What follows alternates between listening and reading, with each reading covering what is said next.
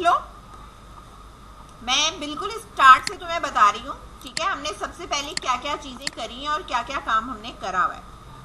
सबसे पहली बात है कि आपकी जो भी एप्लीकेशन है जब ये रन होती है तो सबसे पहले आपकी एप्लीकेशन के ऊपर ये वाला पेज आता है ना। अब ये पेज है क्या, मैं बारी बारी आपको सारे पेजेस खोलकर हर एक का डिजाइन और चीजें मैं आपको रिव्यू बता देती हूँ, ठीक है। सबसे पहली बात है कि हमारे रिसोर्स के अंदर लेआउट के अंदर सबसे पहला पेज जो खुल रहा है वो हमारा होम एक्टिविटी का खुल रहा है, ठीक है। होम एक्टिविटी के ऊपर मैंने यहाँ पे ये जो चीजें बनाई हुई हैं वो हमने बनाई किस तरीके से, मैं स्प्लिट करके कोड दिखा दे रही हूँ आपको कि सबसे पहले हमने एक लीनियर लेआउट लिया है। इस लीनियर लेआउट के अंदर एक और लीनियर लेआउट लिया है जो कि हमारे पास इस तरह मौजूद है। ये वाले ऊपर वाला लीनियर लेआउट मेरे पास वर्टिकल है ताकि सारे लीनियर लेआउट वर्टिकली ऐड हो सके, और ये वाला लीनियर लेआउट मेरे पास हॉरिजॉन्टल है ताकि बराबर बराबर में ऐड हो सके।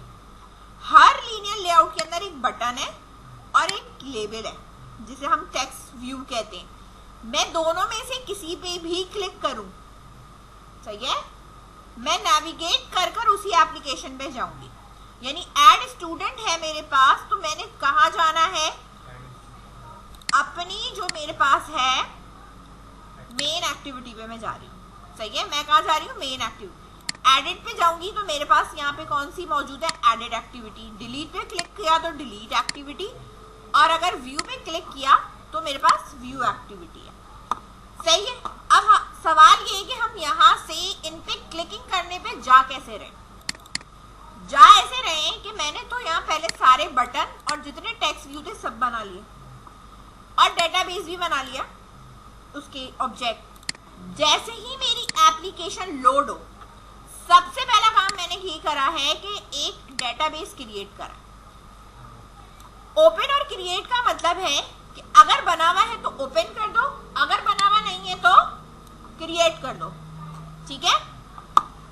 अब पहली दफा जब ये कोड चलेगा तो मेरे पास तो नहीं बना हुआ है डेटाबेस, तो ये क्या करेगा, MyDB के नाम से मेरा डेटाबेस बना देगा। उसके बाद उसने टेबल क्रिएट करा कि भाई create table if not exist. अगर टेबल नहीं मौजूद डेटाबेस के अंदर तो ये क्यूरी चलाओ और टेबल क्रिएट करो।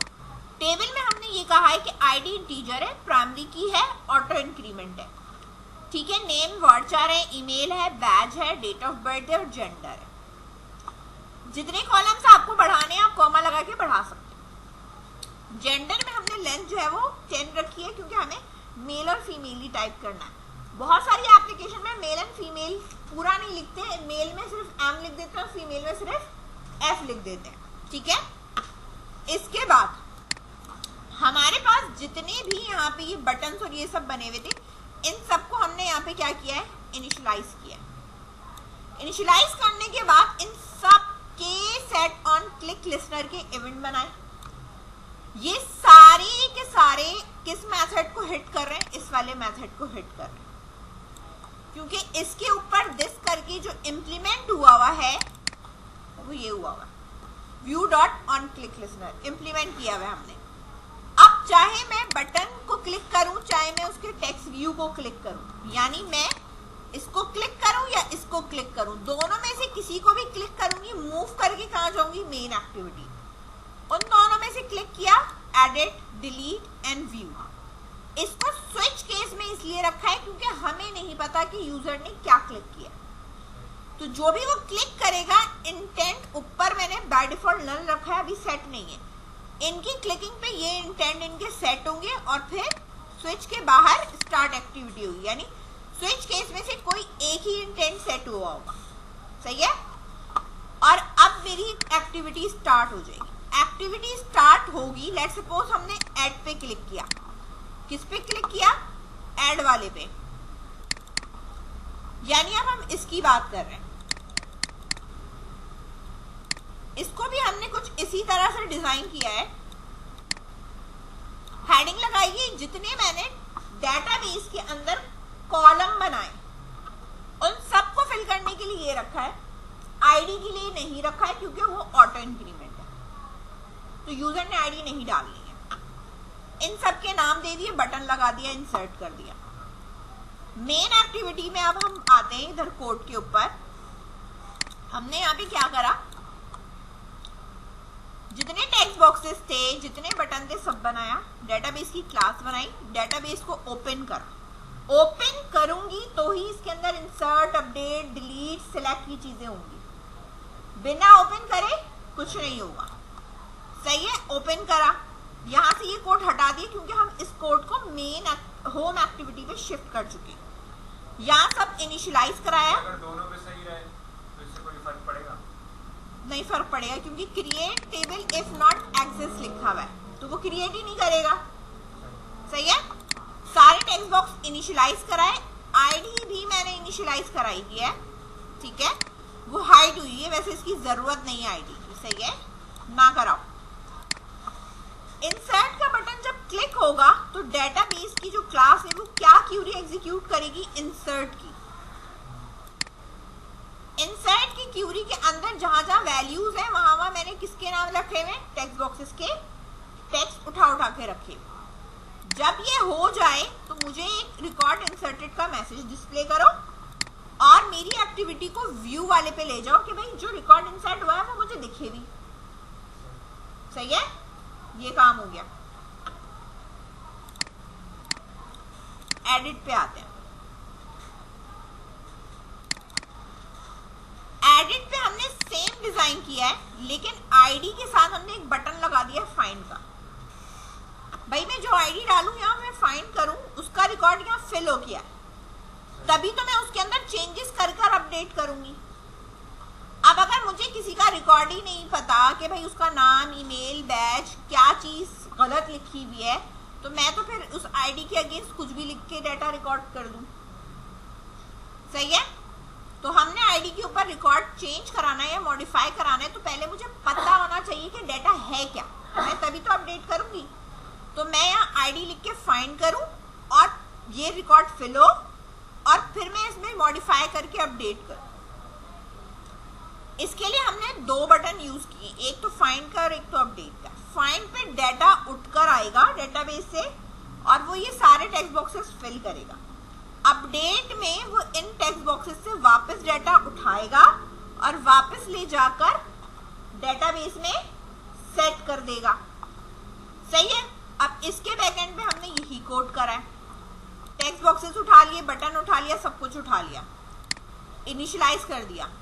फाइंड पे हमने कहा कि भाई फाइंड पे पहले तो क्यूरी चलाओ, मेरी जो आईडी लिखी हुई है उस आईडी का डाटा उठाकर लाओ। उठाकर हमने सारा किसके अंदर रखा, कर्सर में रखा। अब कर्सर है, उसका काम क्या है, कर्सर एक तरह का आपके पास एक डमी टेबल है। क्या है, एक डमी टेबल है। मैंने डेटाबेस से उठाकर एक डमी टेबल के अंदर डाल दिया। अब डमी टेबल का काम क्या है कि वो बारी बारी आपको हर कॉलम का डाटा उठाकर देगा लूप के थ्रू।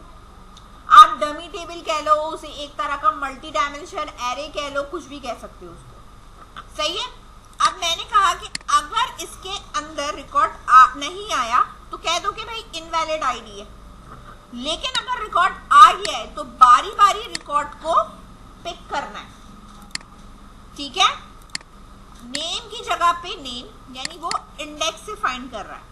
डमी टेबल के अंदर से जब हम उठाते हैं तो हमारा इंडेक्स 0, 1, 2 करके सेट हुआ होता है कॉलम्स। सही है, नाम से नहीं, हम उससे उठा रहे हैं। तो अब मैंने कहा नेम टेक्स्ट बॉक्स के ऊपर जो डमी टेबल का कॉलम 1 है उसकी वैल्यू लिखो, 2 की लिखो, 0 की इसलिए नहीं लिखी क्योंकि हमें आईडी नहीं चाहिए। तो ये डमी टेबल से हमने सारा डाटा उठाकर अपने टेक्स्ट बॉक्सेस के ऊपर फिल करा लिया। फाइंड का काम कंप्लीट हो गया। अब मैंने कुछ एडिट करके लिखा होगा तो अपडेट का बटन क्या करेगा, इधर आओ, अपडेट का बटन क्या करेगा, आपके टेक्स्ट बॉक्सेस से वापस वैल्यू गेट करेगा। अपडेट की क्यूरी लगी हुई है। ठीक है, ईमेल किसके बराबर है, जो ईमेल टेक्स्ट बॉक्स पे लिखा हुआ है वो वापस तुम चाहे चेंज करो या ना करो, वो दोबारा से टेक्स्ट बॉक्स से वैल्यू उठाकर अपडेट की क्यूरी चला देगा और क्यूरी चलाने के बाद रिकॉर्ड अपडेटेड का मैसेज दे देगा।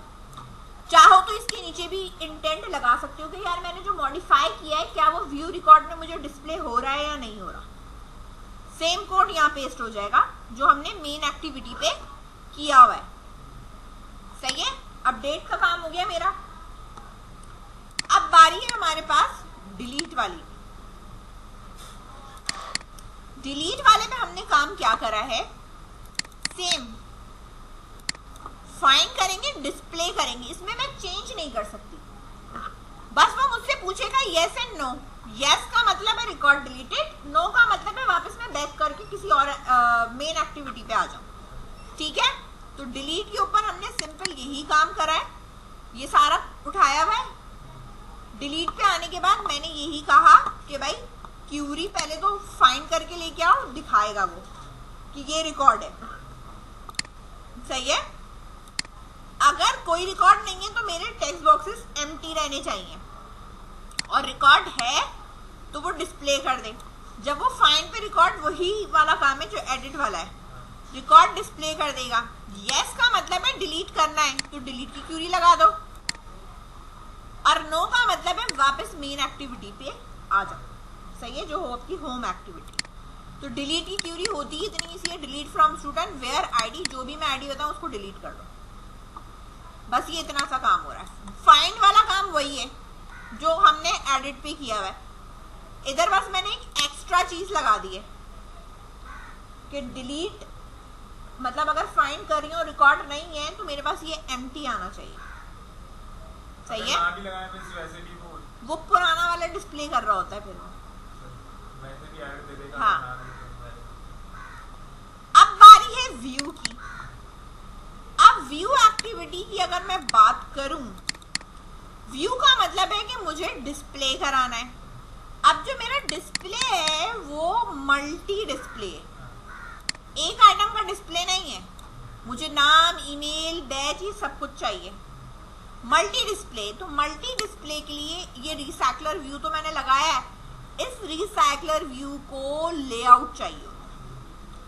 लेआउट का मतलब है कि एक रिकॉर्ड आप किस तरह का डिस्प्ले कराना चाहते हो उसका आप टेम्पलेट डिजाइन करो। ये तो बहुत सिंपल डिजाइन हुआ है, बहुत डिफरेंट तरीके से डिजाइन किया जाता है।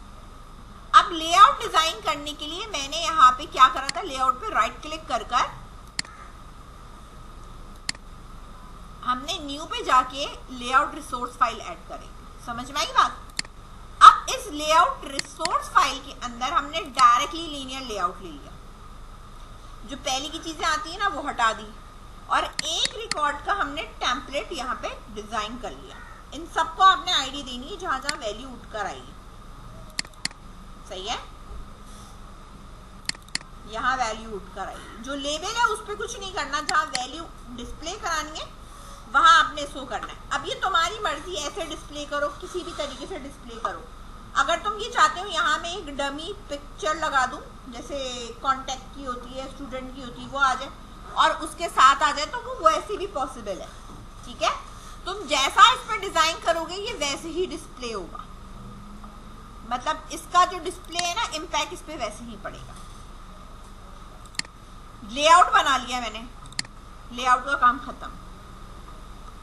इसके ऊपर रिकॉर्ड हम डेटाबेस से ला रहे हैं। तो डेटाबेस से लाने के लिए मुझे जो चीजें रिक्वायर है वो ये है कि डेटाबेस के जो मेरे पास टेबल है ना, उनके क्या कॉलम्स है वो मैंने यहाँ लिखना है।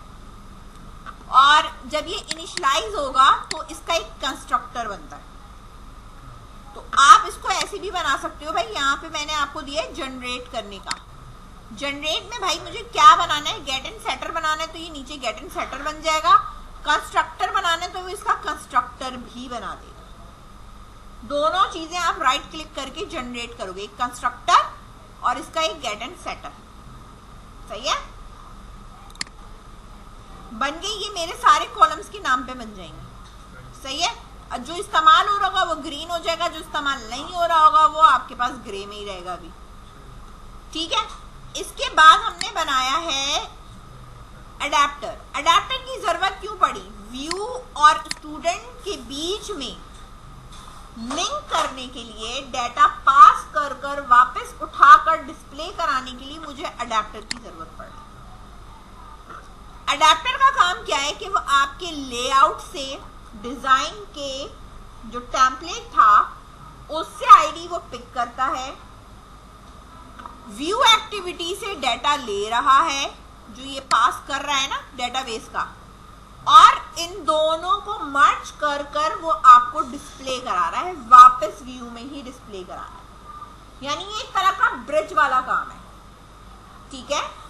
एमवीसी के अंदर आपने देखा होगा कंट्रोलर का जो काम होता था, मॉडल से डाटा उठाया, व्यू से डाटा उठाया, इंसर्ट करना, अपडेट करना, इस तरह का इसमें ये अडेप्टर का काम कर रहा है। अब अडेप्टर के अंदर हमारे पास काम क्या है? पहले तो मैंने इस अडेप्टर की क्लास को कहा कि ये रिसाइकलर व्यू का अडेप्टर बनाने जा रहे हैं, और स्टूडेंट अडेप्टर हमारी क्लास का नाम है, और माय व्यू होल्डर इस पे बनाना है, इसकी क्लास बनानी है ताकि ये चीजें गेट करे जो मैंने वहां पे डिजाइन पे दी हुई है आईडीज। इसने गेट करके यहाँ लिख लिया, फैच कर लिया इन नाम से। अब ये जो मेरे पास नाम है ये मेरे अपने टेक्स्ट व्यू के नाम है, ये सेट हो चुके हैं, ठीक है। ये अब इस क्लास के अंदर मौजूद है। जब भी मैं इस क्लास को इस्तेमाल करूंगी तो ये खुद ऑटोमेटिकली गेट हो सकते हैं। अब यहाँ पे आने के बाद आपने सेट अडेप्टर का एक कंस्ट्रक्टर बनाया जिसमें आपने कहा कि भाई स्टूडेंट की जो मेरी क्लास है, ठीक है, जो एरे लिस्ट है, जाहिर सी बात है मेरा जो डाटा है वो मल्टीपल है, कोई सिंगल तो है नहीं, ठीक है। डेटाबेस में एक रिकॉर्ड नहीं होता, 4 5 6 7 8 9 10 हो सकते हैं, या 500 भी हो सकते हैं। मैंने कहा कॉन्टेक्स्ट जो मेरा डिजाइन है, जब ये कॉल होगा तो मेरा डिजाइन क्या होगा, मेरा डाटा क्या होगा, और मेरा लेआउट क्या होगा, ये सारी चीजें कंस्ट्रक्टर में सेट कराएं। अब student at my view holder क्या करेगा? अब ये बता रहा है कि ये वाला लेआउट है आपका, सही है। इसके अंदर की चीजों को होल्ड करना है, होल्ड कर लिया, अब वो बाइंड कर रहा है। बाइंड का मतलब होता है कि अब चीजें या डाटा उठाकर वो रख रहा है। अब वो जो बाइंड करेगा वो पोजीशन से करेगा। पहला रिकॉर्ड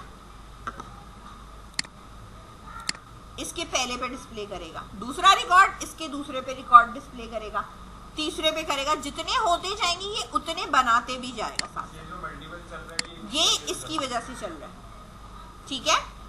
जितने रिकॉर्ड होंगे उतने ही रिकॉर्ड का ये क्या बनाएगा, फोल्डर जो है ये बना बाय डिफॉल्ट लिखा हुआ है, ये वो वाला फोल्डर है, ये वाला ये उसका बना हुआ है, इसका पैरामीटर है, ये पैरामीटर यहां से आ रहा है, ये इसी का कंटिन्यू है।